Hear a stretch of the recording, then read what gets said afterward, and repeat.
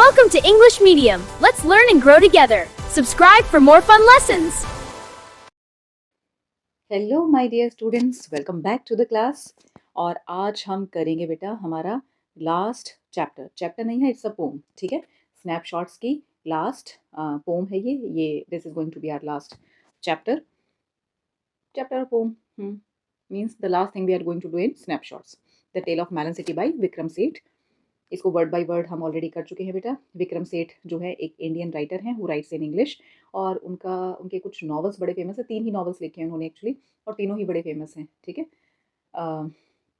एक के लिए तो आई थिंक इनको साहित्य अकेडमी अवार्ड मिला था द गोल्डन गेट के लिए, और दूसरा इनका है द सूटेबल बॉय, जिसपे एक सीरीज भी बनी थी, और एक है इनका एन इक्वल म्यूजिक, पर यहाँ पे इन्होंने एक पोम लिखी है। ओके, तो ये जो पोम है बेटा, ये आपने जैसे एक वो सुना होगा ना, अंधेर नगरी चौपट राजा टके सिर भाजी टके सिर खाजा, है ना। तो वैसी वैसी ही पोम है, जिसमें एक किंग होता है, और किंग जो है वो क्या करता है एक प्रॉब्लम आ जाती है कुछ, तो किंग जो है डिसाइड करता है कि the culprit is to be punished, कि कल्प्रिट को जो है पनिश करना है, सज़ा देनी है। लेकिन किस तरीके से घूम फिर के वो किंग के ऊपर ही आ जाती है। तो एक सटायर है ये, एक जिसको हम कहेंगे सटायर है, कि आप सटायर है किसके ऊपर, रूलर के ऊपर। ठीक है, और हमारी गवर्नमेंट के ऊपर इन अ वे, कि किस तरीके से कई बार पॉलिसीज ऐसी बनती हैं कि आप खुद ही उनमें फंस जाते हैं, है ना। तो एक बहुत ही बड़ा सटायर है। और किंग जो है वो किस तरह का किंग है, king is suppose to be a protector, लेकिन यहाँ पे जो किंग है he himself is the destroyer. ठीक है, तो instead of protecting his kingdom and his subjects, he is destroying them. और जैसे एक लीगल सिस्टम होता है ना, जिसका काम होता है कि प्रूफ्स और विटनेसेस और इन सबको देखकर फिर सज़ा सुनाई जाए, तो किस तरीके से सज़ा सुनाई जाती है, डिसीजंस लिए जाते हैं, है ना। तो वो सारी चीज़ें इसमें बताई गई हैं। तो ये जो पोम है बेटा, this is taken from mappings. Okay, Vikram Seth का बेटा एक कलेक्शन ऑफ पोम्स है, और उसमें से ये ली गई है, 1981 में लिखा गया था। और जो किंग है इस पोम में, वो बहुत ही जस्ट एंड प्लेसिड है। देखो विद इन कॉमाज इसको क्यों लिखा गया है, क्योंकि ये एम्फेसाइज किया गया है। Just, just mean someone who believes in justice, जो न्याय में विश्वास रखता है, लेकिन न्याय किस कीमत पर, एट व्हाट कॉस्ट। और प्लेसिड जो है, प्लेसिड का मतलब होता है सेटिस्फाइड, कंटेंटेड। तो बहुत ही सेटिस्फाइड, बहुत ही कंटेंटेड, बहुत ही संतुष्ट पर्सनैलिटी है ये किंग। तो देखते हैं अब कैसे वो अपनी ये जो नोशन है, धारणा है जस्टिस की, न्याय की, इसको बहुत ही दूर तक लेकर जाता है। आफ्टर इदरिस शाह, तो कोई इदरिस शाह नाम के राजा हुआ करते होंगे, उनके ऊपर ये लिखी गई है। चलिए पढ़ना स्टार्ट करते हैं। वर्ड बाय वर्ड हम इसको नहीं पढ़ेंगे बेटा, because we have already done it in the class. Word by word reading is already done, so we are just going to summarize and revise the poem. Okay, तो ये जो poet हैं, ये हमें एक ऐसी सिटी की स्टोरी सुना रहे हैं जहाँ पर एक जस्ट एंड प्लेसिड किंग रहा करते थे। Once upon a time there was a just and a placid king. एक न्यायमूर्ति और बहुत ही संतुष्ट किस्म के किंग थे। द किंग प्रोक्लेम्ड, और उन्होंने घोषणा की कि एक आर्क बनाई जाएगी। आर्क क्या होती है बेटा, आपने कुछ सिटीज़ के एंट्रेंस पे, कुछ शहरों के एंट्रेंस पे या एग्जिट पे एक ऐसा ऐसा कुछ स्ट्रक्चर देखा होगा, और इस पे कुछ कुछ लिखा हुआ भी रहता है। ठीक है, तो ये होती है आर्क।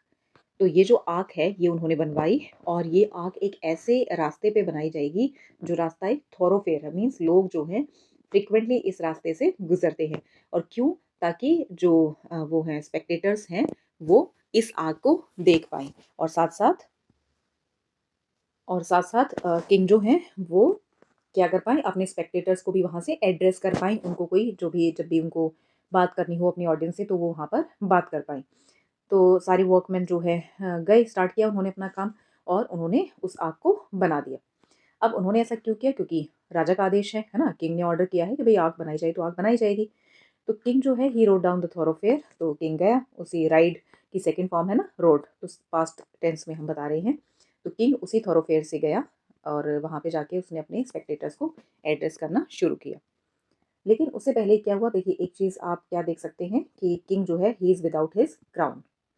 ओके, तो अब क्या हुआ कि वो जो आर्क थी बेटा, वो उसकी हाइट जो है बहुत ही कम थी, it was built to low. और उस आर्क के नीचे जो है उसने अपना क्राउन खो दिया। ओके, आर्क से the crown, it was bumped by the arc, it was knock down by the arc, और ये क्राउन जो है नीचे गिर गया। अब जैसे ही क्राउन नीचे गिरा, तो किंग का जो प्लेसिड फेस था, कंटेंटेड पर्सनैलिटी है ना, वो बहुत ही संतुष्ट किस्म का इंसान, तो उसके चेहरे पे एक फ्राउन आ गई, है ना, ऐसे रिंकल्स दिखाई देने लगी। और किंग ने बोला, दिस इज़ अ डिस्ग्रेस, ये तो बहुत अपमान हुआ हमारा। और ये जो अपमान हुआ, देखिए कोई सुनवाई नहीं होगी, कोई हियरिंग नहीं है, कोई विटनेस नहीं माँगा गया है, कोई प्रूफ नहीं चाहिए है, कुछ नहीं चाहिए है, ना ही कोई क्लैरिफ़िकेशन किसी से माँगी गई है कि भई ऐसा क्यों हुआ, कुछ नहीं। Directly the chief of builders will be hanged. जो चीफ ऑफ बिल्डर्स है उसको हैंग किया जाएगा, फांसी पर लटकाया जाएगा। The rope and गैलोज were arranged. तो रोप और गैलोज, गैलोज होता है फांसी का तख्ता, ओके, वो जो प्लैंक होता है ना जिसके ऊपर खड़ा किया जाता है अक्यूज्ड को, अक्यूज्ड कहेंगे क्या उसको, हाँ, गिल्टी को, है ना? तो उस प्लैंक के ऊपर खड़ा किया जाता है और फिर उसको नीचे से अ, हटा दिया जाता है और फिर वो हैंगिंग जो है वो होती है। तो रोप और गैलोज़ वो जो प्लैंक है वो अरेंज किए गए और जो चीफ ऑफ बिल्डर्स था उसको आगे लाया गया। वो राजा के पास से होकर गुज़रा और उसने शाउट किया। देखो बिना बात एकदम से किसी को आप बोलोगे कि चलो इसको फांसी पर लटका दो, तो बंदा एटलीस्ट शाउट तो करेगा ना, अपना चीखेगा, चिल्लाएगा, रोएगा, है ना? प्लीड करेगा कि आई एम नॉट गिल्टी और ऐसे-ऐसे। तो जैसे ही अब आपने सीक्वेंस याद रखना है बेटा कि सबसे पहले किसको ब्लेम किया गया है नंबर 1 पे, चीफ ऑफ बिल्डर्स को। ओके, नंबर 1 पे हैं हमारे चीफ ऑफ बिल्डर्स, इनको सज़ा सुनाई गई है। तो चीफ ऑफ बिल्डर्स ने क्या कहा, O king it was the workman's fault, कि ये मेरी फॉल्ट नहीं है, जो वर्कमैन हैं उनकी फॉल्ट है। तो राजा ने कहा अच्छा ऐसा है क्या? और उन्होंने हॉल्ट कर दिया प्रोसीजर को, पॉज़ कर दिया। और अब तो राजा को लगा कि अरे हाँ, मैं तो बहुत ही ज़्यादा जस्ट हूँ, बहुत ही ज़्यादा जस्टिस में बिलीव करता हूँ और अब और भी ज़्यादा संतुष्ट था कि हाँ, मैं तो न्याय कर रहा हूँ। तो उन्होंने कहा कि चलो चीफ ऑफ बिल्डर्स को छोड़ दो, hang all the workmen instead. अब ऑर्डर क्या है कि जो वर्कमेन हैं उनको हैंग किया जाए। अब वर्कमेन भी सरप्राइज़ हो गए, उन्होंने कहा कि हम हमारी कोई गलती नहीं है, जो ब्रिक्स थी ना वो रॉन्ग साइज़ की थी। चीफ ऑफ बिल्डर्स ने बोला वर्कमैन की गलती है क्योंकि उन्होंने बनाया है। वर्कमैन ने बोला ब्रिक्स गलत साइज़ की थी, अब हम क्या कर सकते हैं, है ना? तो अब ब्रिक किसने बनाई है? मैसन ने, एक मिस्त्री है जिसने ब्रिक्स बनाई है, ईंटें बनाई हैं। तो थर्ड नंबर है हमारा मैसन का, समन द मैसन्स। मैसन्स को बुलाओ।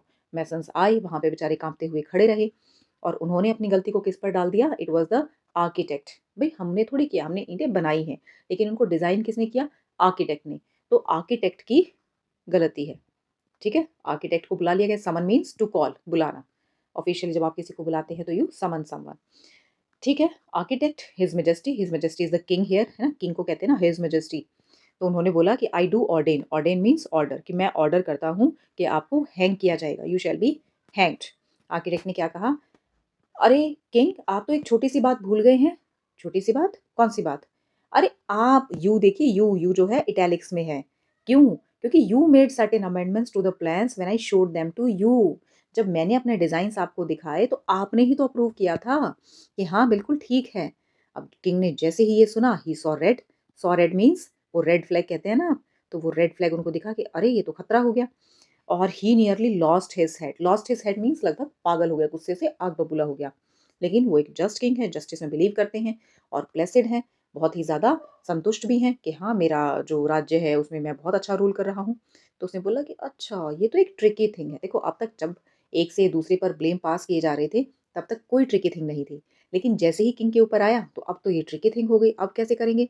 मुझे कुछ काउंसल चाहिए, मुझे कुछ एडवाइस चाहिए। ठीक है, काउंसल मीन्स एडवाइस, मुझे कुछ एडवाइस चाहिए। और उस एडवाइस के लिए मेरे पास जो इस कंट्री का द वाइज़ेस्ट मैन है, सबसे ज़्यादा वाइज़ इंसान जो है, उसको लेकर आया जाए। वाइज़ेस्ट मैन पहले तो ढूँढा गया, फिर लाया गया। और लाया कैसे गया? नहीं, नहीं, लाया नहीं गया, घसीटा गया, carried to the royal court. तो उसको शाही दरबार में घसीट कर लाया गया। क्यों लाया गया? क्योंकि जो वाइज़ मैन है बेटा, वाइज़ का यहाँ पे क्या क्राइटेरिया है, क्या कंडीशन है वाइज़ होने की, कि आपकी एज जितनी ज़्यादा है, उतनी ही ज़्यादा आप वाइज़ हैं। जबकि दिस इज़ नॉट ट्रू, है ना? It is not true that only when you are aged enough, कि जब आप बहुत ज़्यादा एज के हो जाते हैं तो ही आप वाइज़ होंगे। बल्कि एक टाइम के बाद क्या होता है, जैसे-जैसे आपकी एज बढ़ती जाती है तो विज़डम खत्म होती जाती है। चीज़ें भी याद रखना मुश्किल होता है, लेकिन यहाँ पे तो यही क्राइटेरिया है। तो वो जो वाइज़ मैन है वो इतना ओल्ड है, he is old enough and he can not walk, he can not see, ना उसको दिखता है, ना वो चल पाता है अच्छे से, इतना ओल्ड है और इसीलिए तो वाइज़ है ना? विद इन ब्रैकेट बताया गया है। तो उसने बड़ी काँपती-सी आवाज़ में कहा, काँपती आवाज़ क्योंकि ऐज इतनी हो चुकी है, बोला भी ढंग से नहीं जा रहा है। और उन्होंने क्या कहा, कल्प्रिट मस्ट बी पनिश्ड। इतनी वाइज़ बात, बहुत ही वाइज़ बात है वैसे तो देखा जाए, कि कल्प्रिट जो है उसको पनिश किया जाना चाहिए। अब देखिए कल्प्रिट कौन है? डायरेक्टली देखा जाए तो फेस वैल्यू अगर देखी जाए तो कौन है जिसने गलती की? गलती की है आर्क ने, ठीक है? The arc it was that bang the crown of, जिसने क्राउन को बैंग किया और आग को ही हैंग किया जाना चाहिए, आग को ही फांसी पर लटकाया जाना चाहिए। तो आग को लाया गया टू द स्कैफोल्ड, स्कैफोल्ड वो जो बना हुआ है ना, पूरा पल्पिट बना हुआ है जहाँ पे हैंगिंग की प्रोसेस चल रही है, तो वहाँ पर आग को लाया गया। लेकिन सडनली एक काउंसलर ने कहा, क्या कहा, बहुत ही वाइज़ है, ये तो वाइज़ मैन से भी ज़्यादा वाइज़ है। उसने कहा, "how can we hang so shamefully, what touched your head your majesty?" Your majesty, जिस चीज़ ने आपके हेड को टच किया है, ठीक है?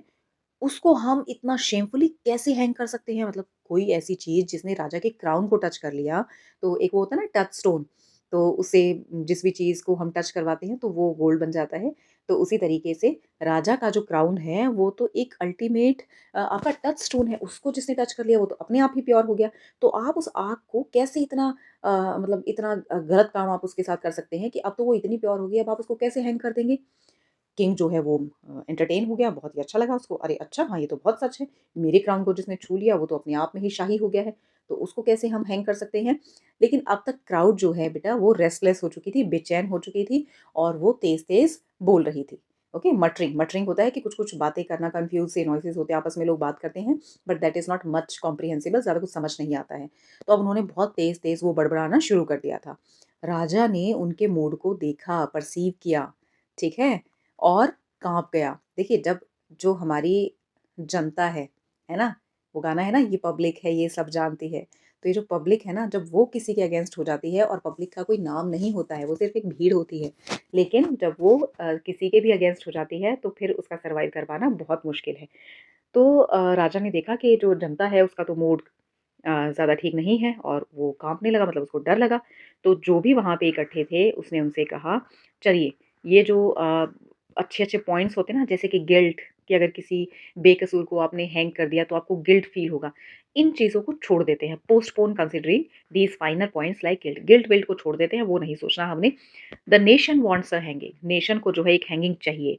किसी को फांसी पर लटकता हुआ ये पब्लिक देखना चाहती है, क्योंकि क्राइम हुआ है तो एक फांसी होनी चाहिए। हैंग मस्ट बी समवन, किसी को हैंग किया जाना चाहिए एंड दैट इमीडिएटली, और वो भी इमीडिएटली किसी को हैंग करना पड़ेगा, otherwise public will turn against us. तो अब जो नोज था, जो फांसी का फंदा था बेटा, उसको थोड़ी ऊंचाई पर सेटअप किया गया। Each man was measured by and by, और अब क्या क्राइटेरिया उन्होंने निकाला है, छोड़ो किसने गलती की किसने गलती नहीं की, सिर्फ जो कोई इस हाइट पे आ जाएगा, जो कोई इस हाइट को मैच करेगा, जो नोज़ है उसकी हाइट को, तो उसी को हैंग कर दिया जाएगा। तो हर इंसान को बाई एंड बाई एक-एक करके मेज़र किया गया। लेकिन एक ही आदमी था जो इतना टॉल था। देखिए, ये है हमारा नेचुरल जस्टिस, है ना? प्रकृति का न्याय ये है। तो एक ही इंसान है जो इतना लंबा था, ही फिटेड, वो उसमें फिट आ गया। वन मैन, सिर्फ़ एक ही इंसान था, दैट वाज़ ऑल, और बस यही यही था। And he was the king, और हमारा जो किंग है, देखिए किंग टॉल था, है ना? इसीलिए तो उसका क्राउन जो है वो टकराया आग से, तो वही इतना टॉल है। और अब क्या किया जाएगा? देखो, कितनी बार बचेंगे किंग, है ना? पहले बच गए जब बोला कि नहीं आपने ही अप्रूव किया था, आर्किटेक्ट ने जब बोला, फिर तब बच गए, है ना? फिर अब दोबारा से आया है तो अब तो नहीं बचेंगे। तो his majesty was therefore hanged by royal decree, तो पूरे शाही सम्मान के साथ हिज़ मैजेस्टी किंग को जो है हैंग कर दिया गया, फांसी दे दी गई। और मिनिस्टर्स देखिए कितने वाइज़ हैं, कितने बुद्धिमान हैं, कहते हैं thank goodness we found someone, भगवान का शुक्र है कि कोई मिल गया। For if instead we had not, क्योंकि अगर कोई नहीं मिलता, the unruly town might well have turned against the crown, तो ये जो अनरूली अनकंट्रोल्ड टाउन है, ये अगेंस्ट द क्राउन हो जाता। अरे अगेंस्ट द क्राउन हो जाता मूर्खों, तो भी कोई बात नहीं होती, कम से कम किंग तो बच जाता किसी भी तरीके से। लेकिन यहाँ तो तुमने सीधा ही किंग को ही हैंग कर दिया, है ना? तो as the king so are the subjects, ऐसे ही राजा थे ऐसी ही उनकी प्रजा है, ठीक है? तो लॉन्ग लिव द किंग, महाराज की जय हो, long live the king is dead. कितना बड़ा ये एक पैराडॉक्स है, महाराज की जय हो और महाराज जो हैं वो मर गए हैं, द किंग इज डेड। अब उनके सामने एक थी डिलेमा। क्या डिलेमा है? दो चॉइसेस हैं, लेकिन प्रैक्टिकल माइंडेड मैन, बहुत ही प्रैक्टिकल इंसान है ये, बहुत ही प्रैक्टिकल है। तो उन्होंने क्या किया, they sent out the heralds to proclaim, उन्होंने कुछ मैसेंजर्स को भेजा अनाउंस करने के लिए, in his former majesty's name, भूतपूर्व राजा के नाम पर।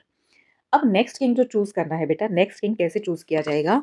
The next to pass the city gate, जो भी अगला इंसान हमारे सिटी के गेट से होकर गुजरेगा, will choose the ruler of our state, वो हमारे स्टेट के रूलर को चूज करेगा, एज इज आर कस्टम। यही कस्टम है कि जो भी नेक्स्ट इंसान जो है सिटी गेट से होकर गुजरेगा वही किंग को चूज करेगा। देखो नेक्स्ट कोई भी हो सकता है, कोई बीमार हो सकता है, कोई बच्चा हो सकता है, कोई बुजुर्ग हो सकता है, कोई इडियट हो सकता है ना। This will be enforced with due ceremony, और इसको पूरे रीति रिवाज के साथ पूरा सेरेमोनियसली इसको एनफोर्स किया जाएगा, उस इंसान को किंग बनाया जाएगा। अब एक आदमी गुजरा सिटी गेट से, और कौन था वो आदमी? एन इडियट, एक मूर्ख इंसान था। गार्ड्स चिल्लाए, वेट, वेट करो, who is to be the king, decide, decide करो, you are the king maker, बताओ कौन बनेगा किंग। और melon, the idiot replied, idiot ने क्या कहा? अ मेलन, मेलन पता है ना आपको, खरबूजा, ठीक है, एक खरबूजा बनेगा किंग, है कोई तो किस बात का एक खरबूजा बनेगा। This was his standard answer to all question, लेकिन ये जो इडियट है उसका यही स्टैंडर्ड आंसर था, आप उससे कुछ भी पूछो। क्यों? क्योंकि ही लाइक मेलन, उसको मेलन पसंद थे, तो आप उसे कुछ भी पूछिए वो मेलन ही बोलेगा। You are now our king, the minister said, ministers ने कहा, तो आप ही हमारे अब किंग हैं। एक मेलन को उन्होंने क्राउन किया और बोला कि आप ही हमारे किंग हैं। और उसके बाद दे लेड, लेड होता है ना कि आप उनको लेकर जाते हैं स्कॉट करके, लेकिन स्कॉट करके कैसे लेकर जाएंगे, मेलन के कोई पैर थोड़ी हैं। तो कैरीड, उठाया हाथों में और उसको थ्रोन तक लेकर गए, एंड रेवरेंटली, रिस्पेक्टफुली, बहुत ही आदर सत्कार के साथ उन्होंने इस मेलन को जो है सिंहासन पर बिठा दिया। ओके, तो ये जो है ये बहुत सालों पहले हुआ था, ईयर्स एंड ईयर्स एगो। लेकिन अब जब आप उन लोगों से पूछते हो कि भाई ऐसा कैसे हुआ कि आपका किंग तो जो एक राजा लगता है, ये कैसे हुआ, तो वो कहते हैं on account of customary choice, मतलब यही हमारी कस्टम है। और अगर इस कस्टमरी चॉइस में हमारे मेजेस्टी जो है, he rejoices, he is happy in being a melon, अगर वो एक मेलन बनकर ही खुश हैं, दैट्स ओके विद अस, ठीक है, हमें उससे कोई दिक्कत नहीं है। क्योंकि हम कौन होते हैं कुछ भी कहने वाले, जब तक वो हमें पीस और लिबर्टी में रखते हैं, as long as he leaves us in peace and liberty, जब तक हमारे पास अपनी शांति है और आज़ादी है, हमें क्या फ़र्क पड़ता है, राजा चाहे कोई भी हो, मेलन हो, वाटरमेलन हो, कोई ह्यूमन बीइंग हो, कोई एनिमल हो, हमें कोई फ़र्क नहीं पड़ता है। और जो प्रिंसिपल ऑफ लेसेस फेयर है, लेसेस फेयर होता है बेटा पॉलिसी ऑफ नॉन इंटरफेरेंस।